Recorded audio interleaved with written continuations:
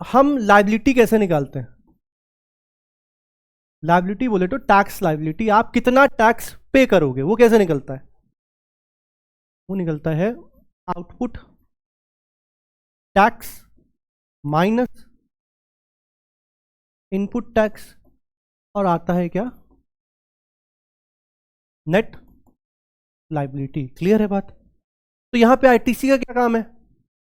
Input tax कब देते हैं? जब हम परचेज करते हैं, जब भी हम कोई भी गुड्स या सर्विस अवेल करते हैं उस टाइम जो हम पेमेंट करते हैं टैक्स का, उसे क्या बोलते हैं? Input tax. और इसी को क्या बोला जाता है? आईटीसी। आपने जितना सेल किया उसके ऊपर जो आपकी लायबिलिटी बनती है, जितना आपको गवर्नमेंट को क्या करना है? पे करना है, उसमें से जो आप पहले से पे कर ले करके आए होते हैं उसे क्या बोलते हैं? Input tax credit. जितना आपने पहले से पे किया है उसका आपको क्या मिल जाता है? क्रेडिट। और जो नेट लायबिलिटी आती है वो आप फिर गवर्नमेंट को क्या करते हैं? पे करते हैं। तो ये चैप्टर बहुत ही इंपॉर्टेंट है और प्रैक्टिकल वर्ल्ड में ये बहुत इंपॉर्टेंस इस चैप्टर का है, क्योंकि आपको पता होना चाहिए कब आईटीसी क्लेम कर सकते हैं, कब आईटीसी क्लेम नहीं करना है, कौन कौन से गुड्स हैं, कौन कौन सी सर्विस हैं जिनके ऊपर आईटीसी मिलेगा ही नहीं। अभी हम पढ़ेंगे इस चैप्टर में। तो ये चैप्टर प्रैक्टिकल वर्ड में बहुत अच्छा है, इसका प्रैक्टिकलिटी अप्रोच बहुत अच्छा है, ये प्रैक्टिकल यूज होता है और एग्जामिनेशन में भी क्या है, ये इसका बहुत ज़्यादा इंपॉर्टेंस है। 20 नंबर इसका एक क्वेश्चन आ जाएगा कि बोलेगा भैया what are the documents required for availing the ITC, and कौन कौन से ऐसे गुड्स या सर्विस हैं जिसके ऊपर आईटीसी अवेल नहीं किया जाता, जिसे हम बोलते हैं ब्लॉक्ड क्रेडिट। तो ये चैप्टर को ध्यान से पढ़िएगा, क्योंकि ये चैप्टर आपके एग्जामिनेशन में 10 to 20 मार्क्स मिनिमम रहेगा ही रहेगा, आपको एग्जामिनेशन में दिखेगा। क्लियर है बात? तो आइए स्टार्ट। सबसे पहला आईटीसी तो हमने समझा कि जो हम इनपुट टैक्स पे करके आते हैं उसका जो क्रेडिट मिलता है उसे क्या बोलते हैं? आईटीसी बोलते हैं, जो हमें हेल्प करता है क्या करने में? नेट लायबिलिटी को कैलकुलेट करने में। अब कब मिलेगा या अवेलमेंट कब होगा, हम कब यूज कर सकते हैं जो हमने इनपुट टैक्स हम पे करके आए हैं उसको हम कब एज अ आईटीसी यूज कर सकते हैं? तो बोला कि आपके पास अगर ये 5 डॉक्यूमेंट्स हैं या आपने ये 5 चीजें करी हैं तो आप क्या कर सकते हो? आईटीसी अवेल कर सकते हो, जिसे बोला गया 5 condition to avail the ITC. There are 5 conditions. कितनी कंडीशन है? 5। अगर ये 5 कंडीशन आपने सेटिस्फाई कर ली तो आप क्या करेंगे? आईटीसी अवेल कर सकते हैं। अनटिल आप फिर आईटीसी अवेल नहीं कर सकते अगर आपने ये कंडीशन को फुलफिल नहीं किया। सबसे पहला कंडीशन क्या? आपके पास टैक्स पेइंग डॉक्यूमेंट होना चाहिए। क्या होना चाहिए? Tax paying document. अभी टैक्स पेइंग डॉक्यूमेंट के अभी आगे पढ़ेंगे। इनवॉइस हो सकता है, हाँ, डेबिट नोट हो सकता है, ये सारे क्या है? Tax paying document. अभी पढ़ेंगे। तो सबसे पहला डॉक्यूमेंट क्या आ गया? टैक्स पेइंग डॉक्यूमेंट होना चाहिए। दूसरा, आपने गुड्स या सर्विसेज क्या कर लेनी चाहिए? रिसीव कर लेनी चाहिए, क्योंकि तभी तो पे करोगे। आपने लिया नहीं है, रिसीव किया नहीं, तो आईटीसी का आएगा। आपने गुड्स को रिसीव किया नहीं तो आईटीसी कहां से आएगा? तो दूसरा कंडीशन बोलता है आपको गुड्स एंड सर्विस क्या कर लेना चाहिए? रिसीव कर लेना चाहिए। थर्ड क्या बोलता है? थर्ड बोलता है आपने गवर्नमेंट को टैक्स पे कर देना चाहिए। टैक्स पे टू गवर्नमेंट, मतलब जब आपने गुड्स खरीदा था तो वो पे कर दिया होगा उसका टैक्स, तभी आईटीसी मिलेगा। आपने पे किया नहीं तो काएगा आईटीसी। तो थर्ड बोलता है टैक्स पे टू द गवर्नमेंट। फोर्थ क्या बोलता है? फोर्थ पॉइंट बोलता है आपने रिटर्न क्या कर दिया हो? रिटर्न फाइल किया हो। अभी तक जितने भी आपके ऊपर रिटर्न लाइबिलिटी है आपने सारी रिटर्न क्या करी हो?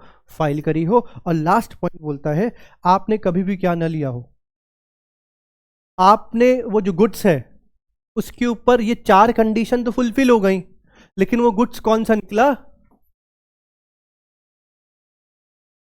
ब्लॉक्ड क्रेडिट निकला। मींस वो ऐसा गुड्स है जिसके ऊपर आप क्रेडिट ले ही नहीं सकते। तो वो कैसा गुड्स होना चाहिए? वो बोला गया नॉट अ ब्लॉक्ड क्रेडिट, वो उसके ऊपर क्रेडिट ब्लॉक नहीं होना चाहिए। अगर ये 5 कंडीशन फुलफिल होंगी तो आप क्या कर सकते हैं? आईटीसी क्लेम कर सकते हैं। क्लियर है बात? कोई दिक्कत इसमें? अब हम आते हैं what are the tax paying document. Tax paying document होता क्या है? What are the tax paying document?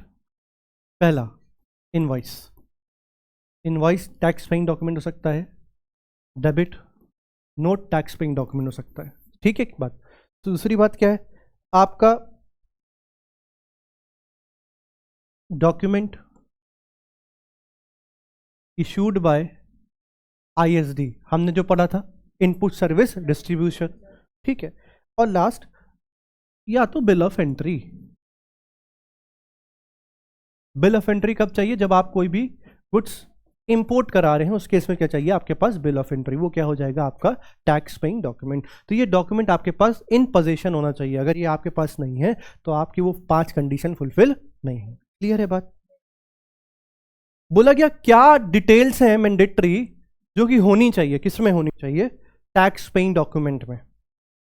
क्या क्या हो सकता है, जीएसटी नंबर होगा, क्या क्वांटिटी खरीद रहे हो ये होगा, क्या प्राइस है ये होगा। हाँ, मींस हम अगर बात करें तो आपके टैक्स पेइंग डॉक्यूमेंट में क्या क्या चीजें होंगी। तो पहला बोला गया भैया जीएसटीएन नंबर होगा।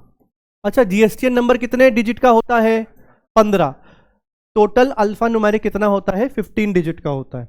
पहले 2 डिजिट कौन से होते हैं, स्टेट कोड। नेक्स्ट 10 कौन सा होता है, पैन नंबर। नेक्स्ट 2 कौन सा होता है, एंटिटी कोड। और लास्ट में क्या होता है, चेकिंग नंबर। ये क्या है, जीएसटीएन अल्फा न्यूमेरिक। टोटल कितने डिजिट का होता है हमारा, 15।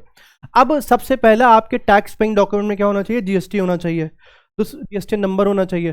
दूसरा, आपने कितने वैल्यू का क्या किया है, गुड्स एंड सर्विसेज परचेज किया है, ये आपके डॉक्यूमेंट में होगा। और लास्ट में आपने क्या खरीदा है, मींस उस गुड्स का डिस्क्रिप्शन होगा। क्लियर है बात।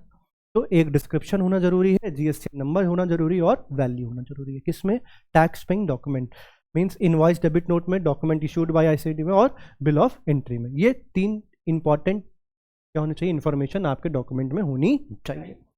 अब जो हम पढ़ने वाले हैं वो मोस्ट इंपॉर्टेंट है, ब्लॉक्ड क्रेडिट। कि ब्लॉक्ड क्रेडिट क्या है, देखिए आप अगर कोई गुड्स यूज करेंगे पर्सनल यूज के लिए, मान लीजिए आपने परचेज किया कार, आप पर्सनल यूज के लिए कार परचेज कर रहे हो, क्या उस पर आपको आईटीसी मिलना चाहिए क्या, नहीं, क्योंकि उससे कोई भी आप प्रोडक्शन नहीं कर रहे हो, उसका सिर्फ आप पर्सनल यूज कर रहे हो, उससे कुछ और नया जनरेट नहीं हो रहा, या वो आपको हेल्प नहीं कर रहा आपके मैन्युफैक्चरिंग या ट्रेडिंग या सर्विस में।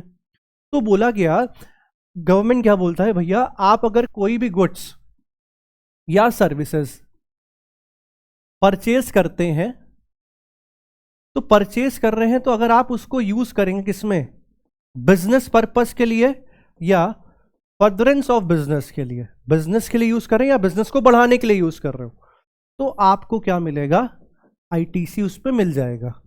और अगर आपने ये दोनों छोड़ के आपने क्या किया, इसका use utilization for personal purpose, तो उस केस में आपको इसका आईटीसी नहीं मिलेगा, जिसको हम बोलते हैं ब्लॉक्ड क्रेडिट। तो हम ये पढ़ने वाले हैं कि कौन कौन से गुड्स में ब्लॉक्ड क्रेडिट है और ब्लॉक क्रेडिट नहीं है, मतलब किस पे मेरे को आईटीसी मिलेगा और किस पे मेरे को आईटीसी नहीं मिलेगा। क्लियर है बात।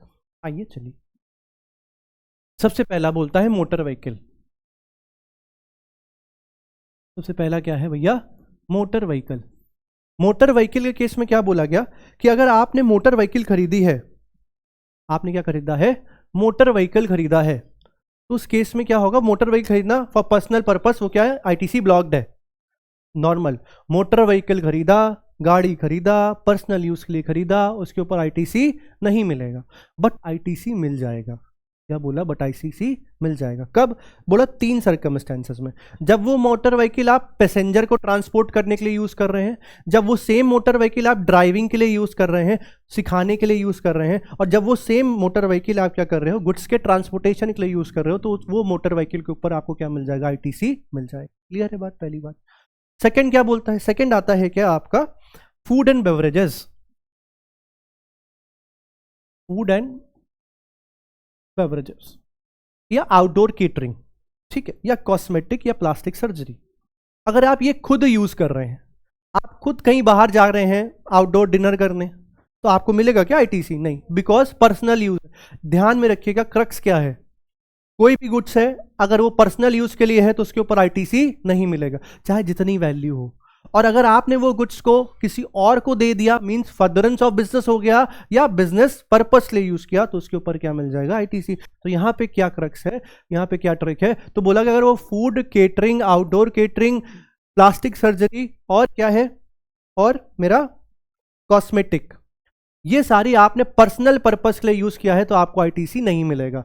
बट अगर आपने बिजनेस फर्दरेंस के लिए यूज किया है या फर्दरेंस ऑफ मतलब ये सर्विस लेके किसी और को दे रहे हैं, ये सर्विस फूड की केटरिंग लेके किसी और को प्रोवाइड कर रहे हैं, तो उसके ऊपर आपको क्या मिल जाएगा, आईटीसी अवेल मिल जाएगा। क्लियर है बात। थर्ड बात करते हैं। थर्ड बोलता है मेंबरशिप। क्या बात करता है भैया, मेंबरशिप। मेंबरशिप किसकी, तो बोला मेंबरशिप ऑफ हेल्थ क्लब और किसका भैया, फिटनेस सेंटर, हेल्थ क्लब और फिटनेस सेंटर। सेम कॉन्सेप्ट, अगर आपने ये चीजें अपने लिए ली हैं, आप जिम खुद ज्वाइन कर रहे हो, फिटनेस सेंटर खुद जा रहे हो, हेल्थ क्लब खुद जा रहे हो, तो आपको आईटीसी उस पर नहीं मिलेगा। बट आपको कब मिल जाएगा, जब आपने किसी और को दिया हो। क्लियर है बात, आपने अपने एम्प्लॉय को दे दिया हो तो मिलेगा कि नहीं मिलेगा आईटीसी। अगर आपने वो हेल्थ क्लब या फिटनेस सेंटर की सर्विस मेंबरशिप आपने खुद नहीं ली बट अपने एम्प्लॉयज को दी है तो मिलेगा क्या, आईटीसी मिल जाएगा। क्लियर है बात। नेक्स्ट बात करते हैं वर्क कॉन्ट्रैक्ट सर्विस। फोर्थ क्या है भैया, work contract service. What is work contract service, what is work contract service. बोला गया ये अलाउड है, कब मिलेगा इसमें क्रेडिट, बोला अलाउड ओनली इफ, अगर आपने इसको यूज किया है किस लिए, for the construction of plant and machinery. अगर आपने वर्क कॉन्ट्रैक्ट सर्विस ली है और क्या कंस्ट्रक्ट कराया है, प्लांट एंड मशीनरी कंस्ट्रक्ट कराई है। क्लियर है। और it is input for another work contract service. मतलब क्या है, वर्क कॉन्ट्रैक्ट मतलब आपने गुड्स दे दिया, रॉ मटेरियल दे दिया, वो बंदा आपको गुड्स बना के दे रहा है, that is what work contract service. आपकी एक बिल्डिंग थी, आपने बोला पेंट करके दे दो मेरे को, तो वो क्या है, वर्क कॉन्ट्रैक्ट सर्विस। तो अगर आपने वर्क कॉन्ट्रैक्ट सर्विस लिया है किस लिए, प्लांट एंड मशीनरी को कंस्ट्रक्ट कराने के लिए, तो मिल जाएगा। और या आपने वो वर्क कॉन्ट्रैक्ट सर्विस लिया है किसी और वर्क कॉन्ट्रैक्ट सर्विस को देने के लिए, तो आपको आईटीसी उस वर्क कॉन्ट्रैक्ट सर्विस के ऊपर अलाउड है। क्लियर है, ब्लॉक नहीं है। समझ में आ गया। नेक्स्ट क्या है, नेक्स्ट बोलता है क्या, goods and services on which GST is paid on composition scheme. अगर आपने गुड्स एंड सर्विसेज यूज किया, उसके ऊपर क्या दिया है, कॉम्पोजिशन स्कीम दिया है, तो कॉम्पोजिशन वाला याद करिए, कॉम्पोजिशन वाले को आईटीसी मिलता है क्या, नहीं मिलता। तो अगर कोई भी गुड्स एंड सर्विस खरीदा है कॉम्पोजिशन स्कीम में, तो आपको आईटीसी उसके ऊपर अवेल नहीं होगा। नेक्स्ट बोलता है क्या, नेक्स्ट बोलता है अगर आप एक नॉन रेसिडेंट हैं, क्या है आप, हमने पढ़ा था ना NRTP, non resident taxable person. अगर आप एनआरटीपी हैं तो आपको आईटीसी सिर्फ किस पे मिलेगा, जो गुड्स आपने बाहर से इंपोर्ट कराए हैं, जो गुड्स आपने यहां इंडिया में खरीदे हैं उसके ऊपर आईटीसी आपको नहीं मिलेगा, बट आईटीसी आपको अवेल हो जाएगा जो गुड्स आपने बाहर से इंपोर्ट कराए हैं, उसके ऊपर आईटीसी मिल जाएगा। किस केस में, एनआरटीपी के केस में। क्लियर है बात। नेक्स्ट बात क्या करता है, ये बोलता है अगर आपका गुड्स लॉस्ट हो जाए, स्टोलन हो जाए, डिस्ट्रॉय हो जाए, या आपने फ्री सैंपल बांट दिया, तो जीएसटी मिलेगा क्या, कोई बिजनेस हुआ क्या, डिस्ट्रॉय हो गया, बिजनेस बढ़ा क्या, नहीं, कोई चुरा के ले गया, बिजनेस बढ़ा क्या, फ्री सैंपल बिजनेस के लिए दे रहे हो क्या, बिजनेस रेवेन्यू आया क्या, नहीं आया। तो बोला अगर कोई भी फ्री सैंपल दे रहे हैं, डिस्ट्रॉय हो गया है गुड्स, या स्टोलन हो गया है, या लॉस्ट हो गया, उसके ऊपर जीएसटी आपको अलाउड नहीं है, मतलब आईटीसी नहीं है। जीएसटी बोले तो आईटीसी उसके ऊपर अलाउड नहीं है, उसका इनपुट टैक्स रेट आप अवेल नहीं कर सकते। फिर बोला any tax paid due to non payment of tax और शॉर्ट पेमेंट ऑफ टैक्स। आपने कोई एक्स्ट्रा टैक्स का पैसा दिया क्योंकि आपने पहले नहीं जमा किया था, तो आपको क्या लगता है गवर्नमेंट आपको दे देगी आईटीसी, नहीं देगी। हाँ, नहीं पे करें क्योंकि आपने शॉर्ट पैसा जमा किया है, पूरा पैसा आपने नहीं जमा किया था। हमने पढ़ा था ना tax paid to the government availment में दूसरी कंडीशन। तो अगर आपने कोई कम पैसा जमा किया, या तो नॉन पेमेंट है या शॉर्ट पेमेंट है, उस केस में आपको कोई भी आईटीसी नहीं मिलेगा। फिर बोला एक पॉइंट, अगर आपने आईटीसी यूटिलाइज किया है बाय वे ऑफ फ्रॉड, आपके पास डॉक्यूमेंट नहीं था इन पोजीशन, लेकिन आपने बोला मेरे पास डॉक्यूमेंट है और आईटीसी आपने क्या कर ली अवेल, तो वो आईटीसी पूरी क्या हो जाएगी, रिवर्स हो जाएगी, उसके ऊपर भी आईटीसी आपको नहीं प्रोवाइड होगा। क्लियर है बात। अगर आपने अपने एम्प्लॉयज को कोई ट्रैवल बेनिफिट दिया है, क्या बोला, अगर आपने अपने एम्प्लॉयज को क्या दिया है, बोला travel benefit extended to employ on vacation, on such case of leave और होम ट्रेवल कंसेशन, तो वहां पे आईटीसी मिलना चाहिए कि नहीं मिलना चाहिए? आईटीसी नहीं मिलेगा, आईटीसी नहीं मिलेगा। क्लियर है बात? तो दीज आर द, और दूसरा, अगर आपने कैब रेंट किया है, ओला उबर आपने क्या किया है, रेंट अ कैब सर्विसेज, किसके लिए? या आपने हेल्थ सर्विसेज लिया है, बोला अलाउड होगी कब? तो बोला allowed when government notify such service as a obligatory. अगर वो एम्प्लॉय के लिए ऑब्लिगेटरी है तो अलाउड है, ऑब्लिगेटरी नहीं है तो अलाउड नहीं है। क्लियर है बात? समझ गए भैया? बोला रेस्टोरेंट सर्विसेज, रेस्टोरेंट सर्विसेज मतलब क्या? बोला allowed when the hotel with certain room tariff और स्पेसिफिक कंपोजिट सप्लाई। अगर एज अ कंपोजिट सप्लाई दे रहे हो और जो टैरिफ है वो टैरिफ बोले तो व्हाट इज टैरिफ, पता होएगा सबको। तो अगर वो टैरिफ के अंदर है, एक सर्टेन लिमिट के अंदर है उसका टैरिफ, और वो कंपोजिट सप्लाई के साथ दे रहे हैं, मतलब साथ में दे रहे हैं, रूम भी दे रहे हैं और रेस्टोरेंट की सर्विस भी दे रहे हैं, मतलब फूडिंग भी है और होटल भी है, तो वहां पे आपको अलाउड हो जाएगा। बट वहां पे एक लिमिट किसकी रहेगी? टैरिफ की लिमिट रहेगी। अगर आप इंडिविजुअल सर्विस दे रहे हो तो रेस्टोरेंट सर्विस में कोई भी आईटीसी अवेल नहीं होगा, क्योंकि वो रेस्टोरेंट वाले बेसिकली किस में आते हैं? कंपोजिशन डीलर में आते हैं, इसलिए उसके ऊपर आईटीसी नहीं मिलता। बट वो रेस्टोरेंट सर्विस के साथ होटल सर्विस भी दे रहे हैं और उनका एज अ कंपोजिट सप्लाई दे रहे हैं, तो उस केस में उनको आईटीसी मिल जाएगा, अदर देन उनको आईटीसी नहीं मिलेगा। फिर क्या बात आती है, फिर एक लास्ट आती है, अगर इंश्योरेंस है और लाइफ इंश्योरेंस की सर्विस है, क्या है? इंश्योरेंस की सर्विस है और लाइफ इंश्योरेंस की सर्विस है, उस केस में अगर वो भी सर्विस क्या है? ऑब्लिगेटरी है, तो आपको आईटीसी मिल जाएगा, अगर ऑब्लिगेटरी नहीं है तो आईटीसी नहीं मिलेगा। ये सारा क्या है? कॉन्सेप्ट आपका ब्लॉक्ड क्रेडिट का कॉन्सेप्ट है। एक बार आप वीडियो को फिर से देखिएगा और सारा ये कॉन्सेप्ट क्लियर कर लीजिए, क्योंकि इस 10-12 पॉइंट जो हमने डिस्कस किए वो सारे 12 पॉइंट बहुत इंपॉर्टेंट है, एग्जाम में आएंगे। ठीक है, एक क्वेश्चन, सिर्फ एक क्वेश्चन आ सकता है, डिफाइन ब्लॉक्ड क्रेडिट, तो आपको ये 10-12 पॉइंट लिखने पड़ेंगे और समझाने पड़ेंगे। तो एक बार फिर से आप रिवीजन क्लास